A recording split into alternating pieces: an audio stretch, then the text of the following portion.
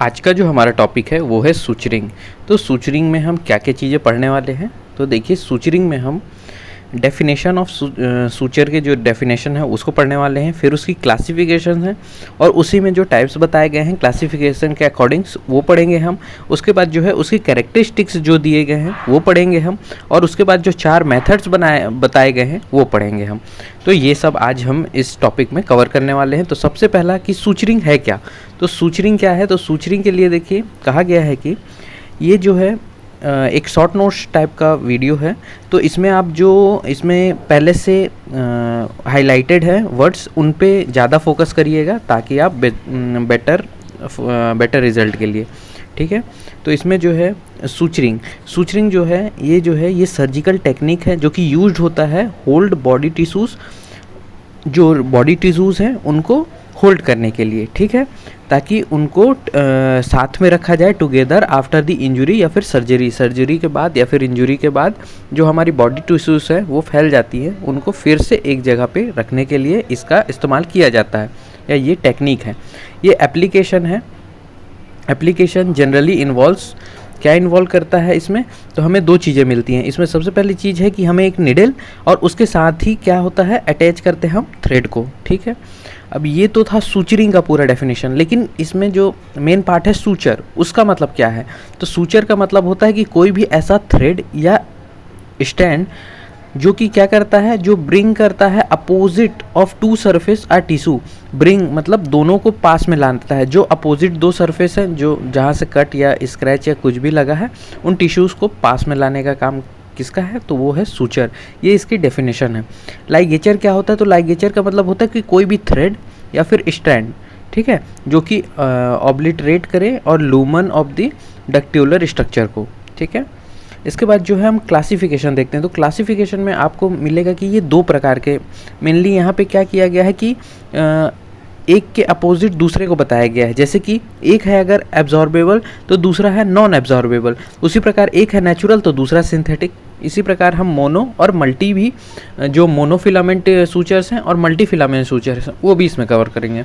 तो देखिए पहला जो है हमारा एब्जॉर्बेबल सूचर और नॉन एब्जॉर्बेबल सूचर। तो इसकी जब हम बात कर रहे हैं तो देखिए एब्जॉर्बेबल का मतलब होता है कि वो सूचर्स जो कि डिग्रेड ना हो, ठीक है। इसका मतलब है कि ये जो होते हैं ये डिग्रेड हो जाते हैं, ठीक है। जो नॉन ऑब्जर्वेबल होंगे वो डिग्रेड नहीं होंगे और जो एब्जॉर्बेबल होंगे वो एब्जॉर्ब हो जाएंगे, मतलब डिग्रेड हो जाएंगे। तो इसका मतलब क्या समझना है कि ये एलिमिनेट हो जाएंगे हमारी बॉडी से। तो कैसे एलिमिनेट हो सकते हैं, तो 2 तरीके से हो सकते हैं। या तो उनमें इन्फ्लामेटरी रिएक्शन हो जाए, किसके थ्रू, एंजाइम के थ्रू, ठीक है, या फिर उनका हाइड्रोलिसिस हो जाए। तो ये आपको याद रखना है कि जो एब्जॉर्बेबल होते हैं वो डिग्रेड हो जाते हैं, ठीक है। तो उसमें क्या होगा कि टिश्यूज़ जो है हमारे जो टिश्यूज़ हैं वो डिग्रेड कहने का मतलब है डिग्रेड हो जाएंगे, किसके थ्रू, एंजाइम या फिर हाइड्रोलिसिस के थ्रू। तो इनके क्या क्या एग्जांपल हैं, तो देखिए इसमें जो है कैटगट, ठीक है, क्रोमिक कैटगट है, ठीक है, फिर वाइक्राइल है, इसके साथ ही मोनोक्राइल है, और लास्ट जो है पीडीएस का फुल फॉर्म होता है पॉलीडायोजनॉन सूचर, ठीक है। तो इसको आपको याद रखना है। इसके बाद क्या है कि नॉन एब्जॉर्बेबल जो होते हैं उसका मतलब होता है कि जो डिग्रेडेड हमारे बॉडी में नहीं हो, ठीक है, वो हमेशा परमानेंट रह जाए, ठीक है, तो उनको बोला गया है। तो उनमें कौन कौन से एग्जाम्पल आते हैं, तो उनमें एग्जाम्पल आते हैं जैसे कि प्रोलीन है, स्टेनलेस स्टील है, नाइलॉन है, सिल्क है। ये जो होते हैं ये नॉन डिग्रेडेड, मतलब अगर इनका सूचरिंग कर दिया जाए तो ये वैसे ही रिमेन रहते हैं, ना कि एब्जॉर्ब होते हैं, ठीक है। उसके बाद जो हमारे अगले 2 प्रकार के हैं वो है सिंथेटिक और नेचुरल। तो सिंथेटिक का मतलब है कि जो सिंथेटिक पॉलीमर से बने होते हैं वो, ठीक है, ये जो होते हैं ये कॉज नहीं करते हैं इन्फ्लामेटरी रिएक्शन को, मतलब एंजाइम से रिलेटेड इनका कोई भी कॉज नहीं होता है, ठीक है। तो इसमें क्या क्या आ जाएंगे, तो विशराइल है, प्रोलीन है, मोनोक्राइल है, और साथ में इसके बाद है नाइलॉन और पीडीएस, ठीक है। तो ये इसके एग्जांपल्स हैं, इसको आप याद रख सकते हैं। नेचुरल सूचर्स क्या होते हैं, जो बायोलॉजिकल ओरिजिन हो, मतलब सेल्फ ओरिजिन हो, लेकिन इसमें जो होता है इंटेंस इन्फ्लामेटरी रिएक्शन, अभी आपने पढ़ा कि इसमें क्या होता है सिंथेटिक में कि ये कोई भी कॉज नहीं करते इन्फ्लामेटरी रिएक्शन, बट इसमें क्या होता है इंटेंस इन्फ्लामेटरी रिएक्शन करते हैं। उसके जो एग्जांपल्स हैं वो कौन कौन से हैं, तो कैटगट है, ठीक है। उसके बाद है क्रोमिक कैटगट, उसके बाद सिल्क, और लास्ट में है कॉटन या फिर लिनन। ये जो है ये बायोलॉजिकल हैं, ठीक है। ये बायोलॉजिकल क्यों कहे जा रहे हैं, क्योंकि ये सेल्फ ओरिजिन से ओरिजिनेट होते हैं, ठीक है। उसके बाद जो दो प्रकार के हैं, एक होता है मोनोफिलामेंट सूचर, एक होता है मल्टी फिलामेंट सूचर। इसका मतलब क्या है, देखिए जो मोनोफिलामेंट होता है वो सिंगल स्टैंड ऑफ सूचर्स होते हैं, ठीक है। इसका मतलब है कि सिंगल स्टैंड ऑफ सूचर्स का मटेरियल को बनना होता है, और ये जितने भी जो भी फाइबर्स इसमें होते हैं वो सब पैरेलली रन कर रहे होते हैं, मतलब एक साथ एक वे में, एक रास्ते पे, ठीक है। और इसमें जो होता है, अगर मिनिमल टिश्यू ट्रॉमा हुआ है तो इसका यूज़ किया जाता है। साथ में ये रजिस्ट करता है माइक्रो ऑर्गेनिज्म को कि वहाँ पे डेवलप ना हो। यहाँ पे इन्फेक्शन के चांसेस बहुत ही कम होते हैं, और ये जो होता है ये स्मूथ सरफेस होता है, इसलिए स्लिपरी होती है। जो इसकी नोट होती है स्लिपरी होती है, तो हमें एक से ज़्यादा नोट इसमें रिक्वायर होती है ताकि हम उसको अच्छे से टाइट कर सकें, जबकि मल्टी फिलामेंट में ऐसा नहीं होता है, ठीक है। इसके एग्जाम्पल क्या क्या है, तो मोनोक्राइल है, प्रोलीन है, पीडीएस है और नाइलॉन है।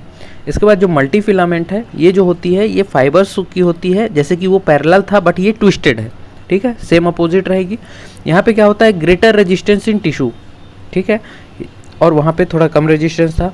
जबकि यहाँ पे प्रोवाइड गुड होल्डिंग, जबकि वहाँ पे होल्डिंग अच्छे से नहीं हो पा रही थी स्मूथनेस के चक्कर में, और इजी टू टाइम, ठीक है। उसके बाद है ऑर्गेनिज्म जो है इंटर इन्फेक्शन में सेट ईजिली, जबकि वहाँ पे इन्फेक्शन बहुत कम, मतलब ईजी वे में नहीं हो पा रहा था, लेकिन यहाँ पे ईजी वे में इन्फेक्शन होगा। उसके बाद जो है फ्यू नोट्स रिक्वायर्ड, इसमें जो है नोट्स जो हम बांधते हैं वो बहुत कम रिक्वायर होते हैं, जबकि उसमें मल्टी नोट्स, मतलब ये मल्टी फिलामेंट है, लेकिन मल्टी नोट्स किस में लग रहे हैं, ज़्यादा नोट्स किस में लग रहे हैं, जो कि हमारा मोनोफिलामेंट है, उसमें हमें क्या करना पड़ रहा है, नोट्स जो है वो ज़्यादा करने पड़ रहे हैं, ठीक है। इसके जो दो एग्जाम्पल हैं वो हैं विक्राइल और सिल्क। इसके बाद जो है हमारी कैरेक्टरिस्टिक्स ऑफ सूचर्स, इसको अगर हम देखते हैं तो इसे हमें याद रखना है, ठीक है। तो इसमें कैसे याद रखेंगे, तो देखिए CCVDP, इसको आपको याद रखना है कि C2, आप ऐसे भी याद रख सकते हैं C2VDP, ठीक है, इसको आपको याद रखना है, ठीक है।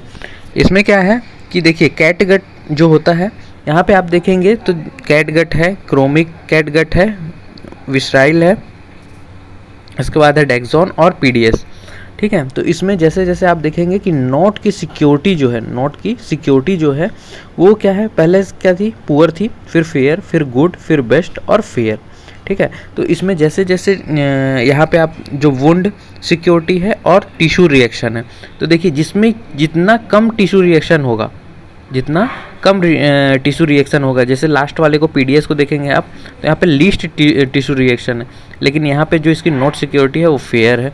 यहाँ पे माइल्ड टिश्यू क्या कहना है, यहाँ पे बेस्ट है। तो इससे आप पता लगा सकते हैं, तो इसको देखिए, इससे आप पता लगा सकते हैं कि कौन सा, अगर ये मॉडरेट है तो ये थोड़ी पुअर होगी, ये भी मॉडरेट है, थोड़ी फेयर है, लेकिन यहाँ पे माइल्ड होने के कारण ये गुड है, ये माइल्ड होने के कारण बेस्ट है, और ये लीस्ट होने के कारण फेयर है।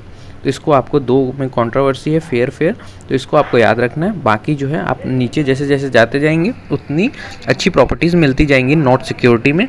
और जो वुंड की सिक्योरिटी कितने दिनों तक, मतलब किसी चीज़ को होल्ड करने की प्रॉपर्टी होती है, तो देखिए जो कैटगट होते हैं उसमें 5 से 7 दिन जो वुंड सिक्योरिटी मिलती है। जो क्रोमिक है कैटगट है उसमें हमें 10 से 14 दिन की। उसके बाद विक्राइल में जो हमें मिलती है वो है 30 दिन की। डेक्सॉन में जो है 30 डेज़ और 45 to 60 डेज़ हमें मिलती है पीडीएस में। तो इसको आपको ऐसे करके याद रखना है। इसके बाद जो है नाइलॉन, जो नॉन एब्जॉर्बेबल सूचर्स हैं उसमें भी यही होता है। यहाँ पे आप देखेंगे कि नाइलॉन है, पॉलीप्रोपिलाइन है, ठीक है। उसके बाद है सिल्क। तो ये जो है ये देखेंगे आपकी यहाँ पे गुड है, यहाँ पे लीस्ट है और यहाँ पे बेस्ट है, ठीक है। सेम यहाँ पे नोट की जो सिक्योरिटी है, अगर यहाँ पे गुड है तो टिश्यू जो है वो हमारा मिनिमम रिएक्शन कर रहा है। अगर इसको आप उल्टा भी ले सकते हैं कि जिसका टिश्यू जितना मिनिमम रिएक्शन करेगा, मतलब हमारे जो नोड बनाया हमने, अगर उसका टिश्यू बहुत कम रिएक्शन कर रहा है मतलब नोड अच्छा है, मतलब उसको सिक्योरिटी अच्छी मिलेगी, ठीक है, ठीक है। लेकिन अगर उसी जगह हमारा जो नोड है वो लीस्ट है तो वहाँ पे टिश्यू रिएक्शन ज़्यादा होगा, मतलब एंजाइम्स ज़्यादा वर्क करेंगे, तो हमारा जो वुंड होगा वो मतलब वुंड की जो सिक्योरिटी होगी वो बेस्ट होगी। उसी प्रकार आप इसको भी देख सकते हैं कि सिल्क जो है वो बेस्ट है, लेकिन यहाँ पे टिश्यू रिएक्शन जो है ये मोस्ट है, तो यहाँ पे जो वुंड सिक्योरिटी होगी वो लिस्ट होगी। जितना ज़्यादा टिश्यू रिएक्शन करेगा, जितना ज़्यादा टिश्यू रिएक्शन करेगा, मतलब यहाँ पे आप देखें कि टिश्यू रिएक्शन सबसे ज़्यादा कर रहा है तो उसकी सिक्योरिटी सबसे लीस्ट है। ठीक है, यहाँ पे आप देखेंगे कि टिश्यू रिएक्शन सबसे कम कर रहा है, यहाँ पे उसकी सिक्योरिटी बेस्ट है, यहाँ पे मिनिमम है तो यहाँ पे गुड है। तो इसको आप ऐसे करके ले सकते हैं, इसको आप समझना है, समझ करके आपको एग्ज़ाम पॉइंट ऑफ व्यू में लिखना है। इसके बाद है कि आइडल सूचर हम किसको बोलेंगे। तो आइडल सूचर हम किसको बोलते हैं, तो देखिए उसके लिए जो है यूनिफॉर्म डायमीटर होना चाहिए, एडिक्वेट टेंसाइल जो स्ट्रेंथ हमने की है वो एडिक्वेट होनी चाहिए, नोट सिक्योरिटी अच्छी होनी चाहिए, नो फ्राइंग ऑफ एंड्स होने चाहिए उसके। ठीक है, लेकिन इसमें जो मेन चीज़ें हैं वो है कि ये जो होनी चाहिए नॉन कैपिलरी होनी चाहिए, नॉन एलर्जिक होने चाहिए, नॉन इलेक्ट्रोलाइटिक होने चाहिए और नॉन कार्सिनोजेनिक होनी चाहिए। तो इस चीज़ को आपको याद रखना है। साथ में उसमें कोई भी बैक्टीरियल ग्रोथ ना हो, ये भी याद रखना है।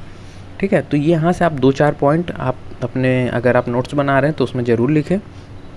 साथ में है कि फैसिलिटेड ईजी हैंडलिंग होनी चाहिए, sterilised without alteration of physicochemical properties. ठीक है, और फ्रीली अवेलेबल और लेस एक्सपेंसिबल जो होगी उसके लिए ये बेस्ट है। इसके बाद है कि जो हमारे सूचर्स होते हैं वो डिफरेंट साइजेस के होते हैं, डिफरेंट डायमीटर्स के होते हैं। तो जैसे कि 0 और रेफरेंसेस साइज बताए गए हैं। देखिए जैसे जैसे नंबर बढ़ता जाता है, जैसे कि 1 है, 2 है, तो इसका मतलब होता है कि वो लार्जर साइज़ के होते जा रहे हैं सूचर्स। लेकिन अगर उन्हीं के साथ नंबर जो है फॉलोड करते हैं 0 को, तो इसका मतलब है कि वो स्मॉलर सूचर्स हो। जैसे कि जो 2-0 है ये स्मॉल सूचर है, और 4-0 ये उससे भी स्मॉल सूचर है। ठीक है, तो आपको ये ऐसे करके याद रखना कि अगर 1-2 है तो ये लार्जर होते जा रहे हैं, 1 से 2, 2 से 3, 3 से 4। ठीक है, यहाँ पे इस डायरेक्शन में बढ़ रहा है। लेकिन इसमें क्या होगा कि ये जो पहले 2-0 था वो ज़्यादा बड़ा था एज़ कम्पेयर टू 4-0 से। ठीक है, तो इसको आपको याद रखना है। इसके बाद है हमारा मेथड ऑफ सूचरिंग। इसमें 4 टाइप के आते हैं। इनमें जो पहला है वो है कंटिन्यूअस, दूसरा जो है वो इंटरप्टेड, और तीसरा जो है वो है मैट्रेस, चौथा जो है सब क्यूटिकुलर। ठीक है, तो अब हम इसको देख लेते हैं। देखिए जो कंटिन्यूअस होता है उसका मतलब होता है कि ये जो है लाइन से कहने का मतलब है कि सीरीज ऑफ स्टिच मारते हैं हम इसमें।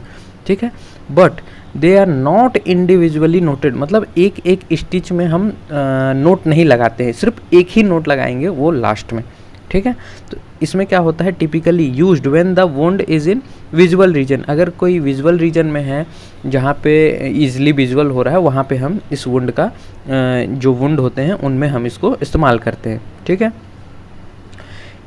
ये जो स्टिचेस होते हैं विल नॉट रेडियली अपेरेंट, और ये जल्दी मतलब अपेरेंट नहीं होते हैं। इसके साथ ही ये जो टेक्निक होती है ये फास्ट है।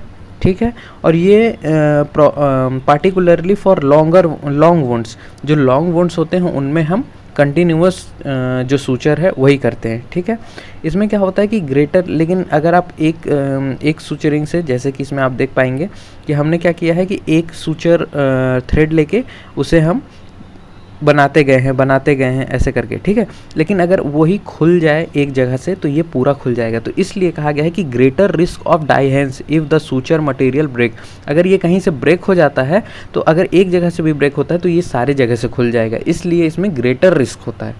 ठीक है, तो इसे हम कहते हैं कंटिन्यूअस सूचरिंग। इसके बाद जो दूसरा है वो हमारा इंटरप्टेड सूचर। ये जो होता है ये मोस्ट कॉमनली यूज़ किया जाता है इस टेक्निक को वुंड क्लोजर में। फिर जो है इसमें क्या होता है, तो देखिए इसमें क्या क्या स्पेसिफिकेशन होते हैं। जो टेक्निक होती है ये एडवांटेज होता है of being easy to place, क्योंकि इसको हम एक एक धागे को, मतलब एक एक सूचर को इजी टू प्लेस कर सकते हैं। इसमें जो होती है हाई टेंसाइल स्ट्रेंथ मिलती है, क्योंकि हर एक जो सूचर होता है उसका अलग नोट बनता है। In addition individual suture can be remove, और इसमें अगर हम एक एक सूचर को बांध रहे हैं, एक एक सूचर को कर रहे हैं, तो एक एक सूचर को हटा भी सकते हैं। ठीक है, तो ये क्या है इसकी मतलब एक एडवांटेज है। इसके साथ ही जो है कि ये रिक्वायर करता है relatively long time to be placed and as easy suture require its own knot. इसका जो एक एक नोट होता है वो एक एक उसके लिए होता है। तो इसमें क्या होता है, अगर मान लीजिए कोई एक नोट खुल जाता है तो वहाँ से हमें ग्रेटर रिस्क होता है इंट्रोड्यूसिंग इन्फेक्शन। ठीक है, क्योंकि अगर एक भी नोड खुल गया तो एक बार इन्फेक्शन होने के बाद अंदर में इन्फेक्शन हो जाएगा। तो ऐसा हमको, जैसे कि इस डायग्राम में आप देख सकते हैं, यहाँ पे अगर एक ये जो है ये एक है, ये नोड बना हुआ है, ये दूसरा नोड है, ये तीसरा नोड, चौथा और ये पांचवा। अगर हम इसमें जो कहा गया है कि इसमें क्या होता है कि are at greater risk of inducing infection. अगर मान लीजिए इसमें से कोई भी बीच वाला ये कट हो जाता है, किसी वजह से ब्रेक हो जाता है, तो यहाँ इन्फेक्शन होने की वजह से ये पूरे एरिया में फैल जाएगा। तो इसलिए इसको भी कहा गया है कि ग्रेटर रिस्क ऑफ इन्फेक्शन। इसके बाद जो है मैट्रेस सूचर। मैट्रेस सूचर कहने का मतलब है कि ये जो है आप देखेंगे कि मैट्रेस की जैसे कैसे, जैसे मैट्रेस को सिला जाता है, क्या किया जाता है कि उसमें भी एक सिंगल सूचर बांधा जाता है और 20 से एक जो है हम सूचर इनके सभी से जोड़ देते हैं।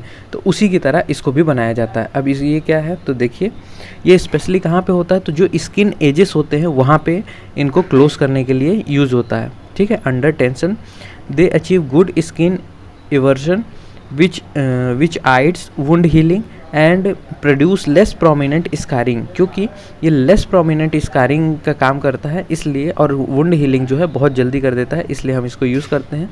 ये जो सूचर होता है परफॉर्म करता है non absorbable sutures material with suture removed 10 to 14 days on an average after wound closure. तो इसको 10 से 14 दिन में हम निकाल देते हैं। ठीक है, इसको आप देख सकते हैं कि ये अलग अलग नोड बने होते हैं इनके, और इसके साथ ही हम इनके बीच से एक सूचर को निकालते हैं। ठीक है, अलग अलग को एक, जैसे कि मैट्रेस को सिलते हैं उसी प्रकार हम वुंड को यहाँ पे सिलते हैं। मैट्रेस सूचरिंग इसी को कहा गया है। इसके बाद जो हमारा लास्ट सूचर है वो है हमारा सब क्यूटिकुलर सूचर।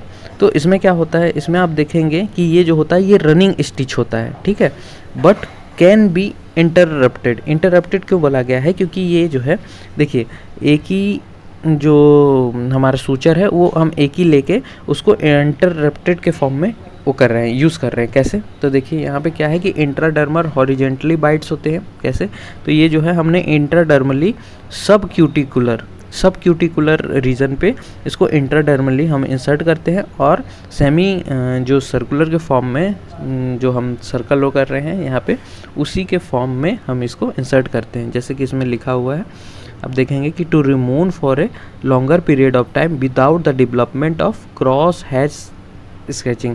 क्योंकि इसमें कोई भी क्रॉस हैच स्कारिंग नहीं बनती है, इसलिए इसको लॉन्गर टाइम के लिए हम रख सकते हैं। ठीक है, तो ये जो है ये हमारे 4 प्रकार के क्या हैं, सूचरिंग के मेथड्स हैं।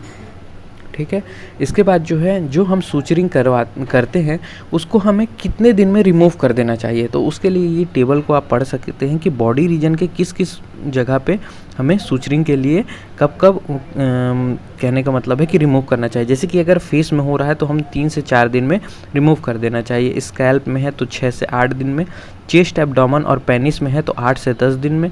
इसी के साथ जो है ईयर, बैक और एक्सट्रीमिटीज़ में है तो हमें 12 से 14 दिन में, और जो फुट और सोल है उसमें भी 12 से 14 दिन, लेकिन अगर हैंड में लग जाए तो हमें 10 से 14 दिन, इसको आपको याद रखना है। तो इसमें से आप कुछ चीज़ें मेनली याद कर सकते हैं जो कि वाइवा पॉइंट ऑफ व्यू से इसमें पूछा जाता है। तो इसमें आपको याद रखना है इसको, ये बहुत ही स्टार पॉइंट है। ठीक है, तो कैसा लगा आपको वीडियो ज़रूर बताएं, और थैंक यू। मिलते हैं नेक्स्ट वीडियो में।